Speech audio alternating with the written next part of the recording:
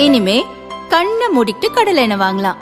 ஏன்னா மந்த்ரா கடலை எண்ணெய் இதயத்தின் தயாரிப்பு. வறுக்க பொரிக்க ஏன் எல்லா சமையலுக்கும் மந்த்ரா தான். மந்த்ரா கடலை எண்ணெய், அபார ருசி, ஆரோக்கியமான உடல் நலம்.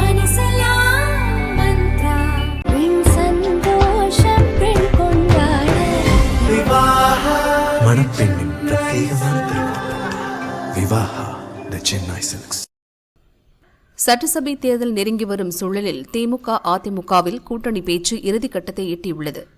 அதிமுக கூட்டணியில் தேமுதிகவை சேர்க்க முயற்சிகள் எடுக்கப்பட்டு வருகின்றன. தேமுதிக தரப்பில் 16 சட்டசபை தொகுதிகள், ஒரு ராஜ்யசபா சீட், விஜயகாந்தின் மூத்த மகன் விஜய் பிரபாகரனுக்கு மத்திய அமைச்சர் பதவி என டிமாண்ட் வைத்திருக்கின்றனர். இந்த கோரிக்கையை அதிமுக, பாரதிய ஜனதா தலைமைகள் நிராகரிப்பதால் இழுபறி நீடிக்கிறது. அதே நேரம் 6 சட்டசபை தொகுதிகள் ஒதுக்கப்படும் தொகுதிகளில் வெற்றி பெற்றால் ராஜ்யசபா சீட் என கனிமொழி வாயிலாக திமுக வாக்குறுதி கொடுத்தது. ஆனால் ராஜ்யசபா சீட் கேட்டு தேமுதிக பிடிவாதம் பிடிப்பதால் அதிலும் உடன்பாடு இல்லை.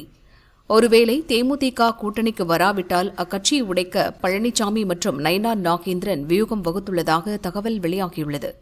சேலத்தைச் சேர்ந்த அதிமுக நிர்வாகி இளங்கோவன் வாயிலாக தேமுதிக முக்கிய நிர்வாகிகளிடம் பேசி அதிர வைக்கும் தகவல்கள் பரிமாறப்பட்டுள்ளதாக அதிமுக வட்டாரங்கள் கூறுகின்றன.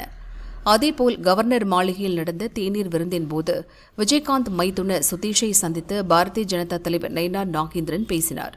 அப்போது தேமுதிகவினர் ஒன்றாக இருந்து செயல்படுவதையே பாரதிய ஜனதா விரும்புகிறது என கூறி அதிர வைத்துள்ளதாக பாரதிய ஜனதா வட்டாரம் தெரிவிக்கிறது.